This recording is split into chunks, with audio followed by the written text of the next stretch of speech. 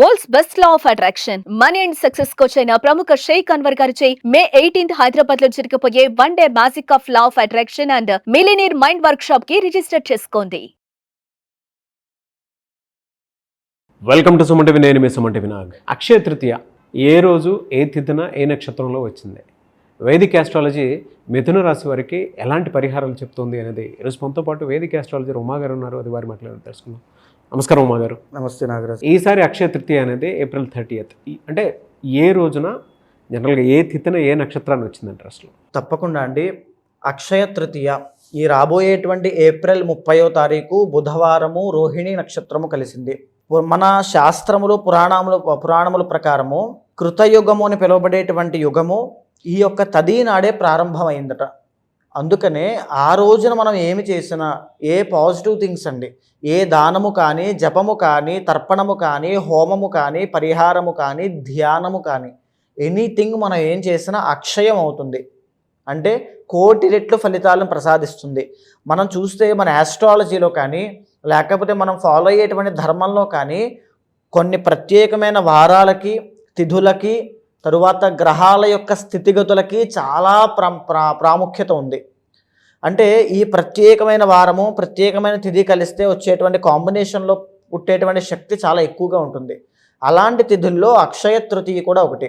ఈ తిథి నాడు బుధవారము కలిసి రావడం అనేటువంటిది వెరీ రేర్ కాంబినేషన్ అండి. అంటే వెరీ పవర్ఫుల్ అని అర్థము. అందులోనూ రోహిణీ నక్షత్రం కలిసి రావడం అనేటువంటిది ఇంకా పవర్ఫుల్ అని అర్థము.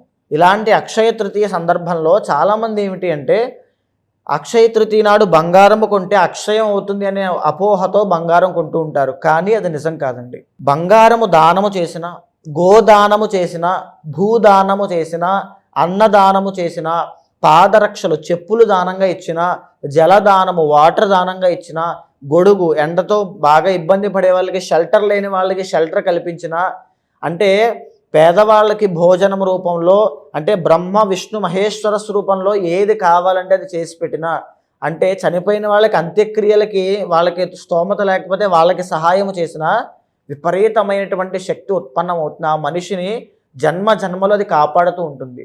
అలాంటి పనులు అక్షయ తృతీయ నాడు చేయాలి. పడుకోవడానికి వసతి లేని వాళ్ళకి పడుకోవడానికి ఒక చాప తలగడో కానీ, ఇలాంటివన్నీ కూడా.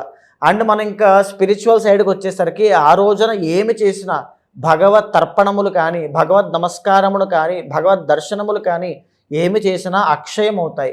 అందుకనే దీనికి అక్షయ తృతీయ అని పేరు వచ్చింది.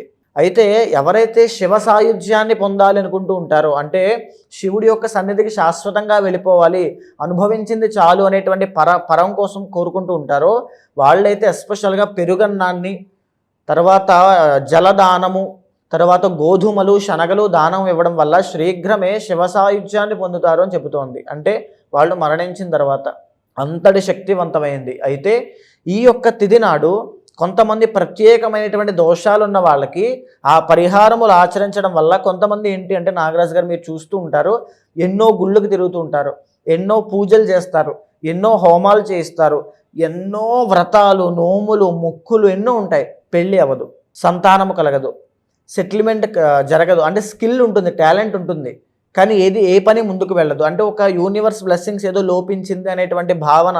చాలామంది సూసైడల్ టెండెన్సీస్ వరకు వెళ్తూ ఉంటారు కూడా.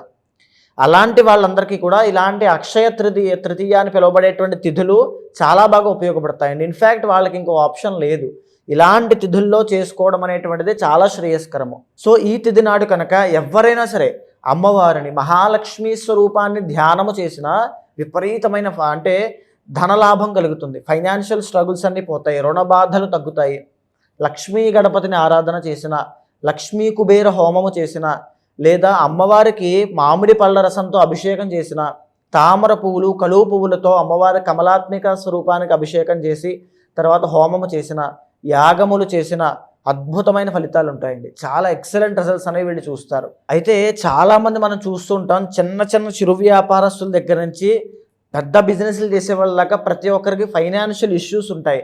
మీరు బాగా గమనిస్తే సక్సెస్ఫుల్ బిజినెస్ మ్యాన్స్ తెలిసిన వాళ్ళు ఈ అక్షయ తృతీయని వదులుకోరండి. లక్ష్మీ కుబేర పూజ అనేటువంటిది ఇంట్లో చేయిస్తారు, వ్యాపార స్థలంలో చేయిస్తారు. ఎవరైతే రుణ బాధలు, ఎస్పెషల్లీ అప్పుల్లో కూరుకుపోయి అసలు నాకు వేరే మార్గము కనబడట్లేదు, అన్నీ కూడా నాకు టైట్ అయిపోయండి, నాకు ఇంకా దారి లేదు అనేటువంటి పరిస్థితులు ఉన్న వాళ్ళకి కూడా అక్షయ తృతీయ నాడు కనుక లక్ష్మీ కుబేర హోమము కానీ, కమలాత్మిక హోమము కానీ, లేకపోతే లక్ష్మీదేవికి సంబంధించినటువంటి యాగము కానీ, చండీ యాగము కానీ ఏమి చేసినా విశేషమైన ఫలితం లభిస్తుంది. శ్రీరుద్ర యాగము, మహాలింగార్చన అంటే వెంటనే ఇమీడియట్ రిజల్ట్స్ అనేవి వాళ్ళకి కనబడతాయి. తరువాత మనం చూస్తే నాగరాజు గారు బంగారం తాకట్టు పెట్టామండి, ఇల్లు అమ్మేసేటువంటి తనఖా దాంట్లో ఆ పరిస్థితుల్లో ఉంది, వేలం వేసేస్తున్నారు, మా బట్టల వ్యాపారం మా బొటీక్స్ అన్ని క్లోజ్ అయిపోతున్నాయి, మేము డబ్బులు ఎక్కడో ఇన్వెస్ట్ చేసామో అవి రావట్లేదు, అవి ఒక ల్యాండ్ లిటిగేషన్స్లో కానీ సంథింగ్ ఎక్కడో ఇరుక్కుపోయాయి, డబ్బులన్నీ రావట్లా, కోట్ల రూపాయలు, చాలామంది కొన్ని వందల వేల మంది ఉన్నారండి ప్రాబ్లంతో. ఆ ప్రాబ్లంతో ఉన్నవాళ్ళు కూడా అక్షయ తృతీయ నాడు మానకుండా మీ పర్సనల్ చార్ట్ చూసుకున్న తర్వాత ఏవైతే ఉంటాయో ఆ పరిహారములన్నీ అక్షయ తృతీయ నాడు చేయించండి అమ్మా. విశేషమైన సిద్ధి కలుగుతుంది, ఇమీడియట్ రిజల్ట్స్ అనేవి ఖచ్చితంగా చూస్తారు మీరు. మిథున రాశి వారికి కనుక మనం చూసుకుంటే అంటే ఏ విధంగా ఉంటుంది గోచార రీత్యా, పరిహారం ఏంటి అసలు దానికి? తప్పకుండా అండి. ఈ మిథున రాశి వాళ్ళకి ఏమిటి అంటే మొన్న జరిగినటువంటి షష్టగ్రహ కూటమి ఎఫెక్ట్ తర్వాత ఖచ్చితంగా మిథున రాశి వాళ్ళకి జాబ్స్ విషయంలో, కెరీర్ విషయంలో, వ్యాపారాల విషయంలో చాలా దెబ్బతిన్నారు, చాలా ఇబ్బంది పడ్డారు అని చెప్పొచ్చు. బిఫోర్ అండ్ ఆఫ్టర్ లా వాళ్ళ పరిస్థితులు అనేవి ఇబ్బంది ఉన్నాయి ఖచ్చితంగా. అండ్ ఏంటి అంటే మార్చి 30వ తారీఖు తర్వాత నుంచి వీళ్ళకి కంటక శని అనేటువంటిది స్టార్ట్ అయింది. అంటే 10వ స్థానంలోకి శని భగవానుడు ఎంటర్ అవ్వడము, దీన్నే కంటక శని అని పిలుస్తారు. ఈ కంటక శని ప్రస్తుతము వృషభ రాశి నుంచి ట్రాన్స్ఫర్ అయ్యి అంటే మిథున రాశి వాళ్ళకి ఎంటర్ అయింది అని చెప్పొచ్చు. దీని మూలాన వృత్తి వ్యాపారాల్లో స్తంభన, గ్రోత్ లేకపోవడము, ప్రోగ్రెషన్ ఆగిపోవడము, ఎంత ప్రయత్నం చేసినా రిజల్ట్స్ లేకపోవడం లాంటివి వీళ్ళకి కనబడుతూ ఉన్నాయి. అయితే అవే కాకుండా the original 7th and 10th lord అయినటువంటి గురుడు కాబట్టి మ్యారిటల్ లైఫ్ ఇష్యూస్లో వీళ్ళకి చాలా ఇబ్బందులు వస్తాయి అని చెప్పొచ్చు అండి. ద్వికళత్ర యోగ దోషములు, 2 మ్యారేజెస్ చేసుకోవడము, వేరే రిలేషన్ వల్ల ఇబ్బందులు పడడము, ఇవన్నీ కూడా. అండ్ ఫైనాన్షియల్ గ్రోత్ కూడా చాలా ఇబ్బంది పడతారు, అప్పులు పాలవడం లాంటివి ఉంటాయి.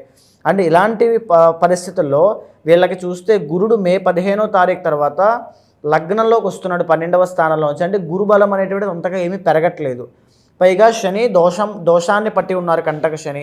తర్వాత చూస్తే కనుక 9వ స్థానంలోకి రాహుగ్రహ సంచారం రాబోతోంది మే 18వ తారీఖు తర్వాత. అంటే ఫైనాన్షియల్ ఇష్యూస్లో ఇరుక్కుంటారు అని చెప్పచ్చు. ఎందుకు? భాగ్యస్థానంలో రాహుగ్రహ సంచారం కాబట్టి. సో ఇలాంటి ఫైనాన్షియల్ ఇన్స్టేబిలిటీ అయినా, బంగారము తాకట్టు పెట్టేటువంటి పరిస్థితుల్లోకి వచ్చిన, వ్యాపారము నష్టపోయేటువంటి పరిస్థితుల్లో ఉండేటువంటిది ఉన్నా, ఏమున్నా సరే అక్షయ తృతీయ నాడు మీరు పరిహారములు ఆచరించండి. ఈ రోజున చేయడం వల్ల ఏ పరిహారమైనా అక్షయం అవుతుంది, ఇమీడియట్గా మీకు రిజల్ట్స్ కనబడతాయి. కానీ ఒకటి గుర్తుపెట్టుకోండి, గోచారములో ఇప్పుడు ఉండేటువంటి పరిస్థితులే కాకుండా మీ పర్సనల్ చార్ట్లో ఏవైతే దోషాలు ఉంటాయో, ఉదాహరణకి కాలసర్ప దోషము, వంశపారంపర్యంగా వచ్చేటువంటి దోషము, పితృశాపము అంటే పితృదేవతల యొక్క అసంతృప్తిగతి చిహ్నము, అంటే అక్షయ తృతీయ నాడు పితృతర్పణములు చేసిన ఏ పరిహారము కాలసర్పదోషానికి, చాలామంది స్త్రీలకి, ఆడవాళ్ళకి కుజదోషం వల్ల వివాహం కాదు, అలాంటి వాళ్ళకి చాలామందికి ఈ యొక్క పద్మ అని పిలువబడేటువంటి కాలసర్పదోషం వల్ల సంతానము కలగదు. అలాంటి వాళ్ళకి అంటే ఏ ప్రాబ్లం ఉన్నా దానికి అది కాలసర్పదోషం అంటారు, దాన్ని పద్మ అని పిలువబడేటువంటి కాలసర్పదోషము. అలాంటి దోషాలకి కూడా ఈ అక్షయ తృతీయ నాడు కనుక పరిహారములు ఆచరిస్తే వెరీ షూర్ అండి మీకు చాలా ఇమీడియట్గా రిజల్ట్స్ కనబడతాయి, సంతానం కలుగుతుంది, అండ్ వివాహం అవుతుంది, సెటిల్మెంట్ అనేది చాలా బాగుంటుంది. ఇంట్లో కూడా మహా దరిద్రం అనుభవిస్తున్న వాళ్ళు కూడా, అంటే తీవ్రమైన అప్పులు, మనశ్శాంతి లేదు, గొడవలు, తగాదాలు, చిరాకు, ఏమిటో తెలియనటువంటి పరిస్థితి, స్థల దోషమా, మాకు ఏవైనా దోషాలు ఉన్నాయా, మా పరిస్థితి ఏంటో తెలియని దాంట్లో ఉంటారు. అలాంటి వాళ్ళకి కూడా లక్ష్మీ హృదయము అని ఒకటి చెప్పబడిందండి.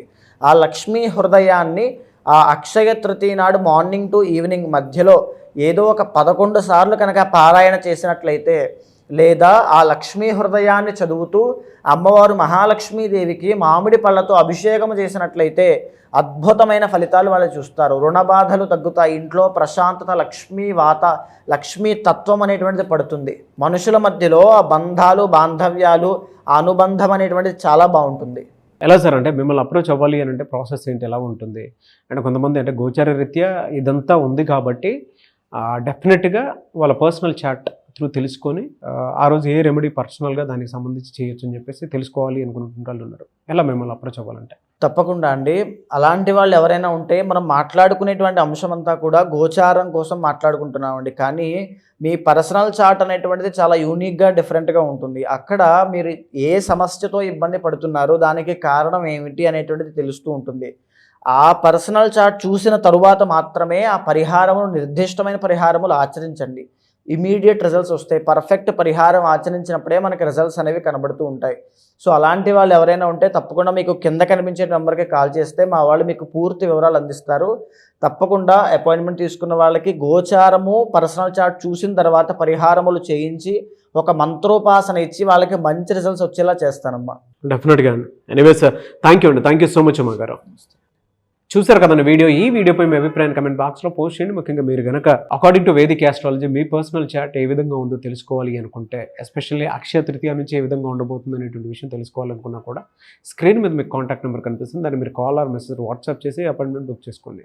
అండ్ ఈ వీడియో లైక్ చేయండి, షేర్ మాత్రం తప్పకుండా చేయండి. ఇలాంటి మరిన్ని వీడియోస్ కోసం మా ఛానల్ ఫాలో అవ్వండి. Thank you.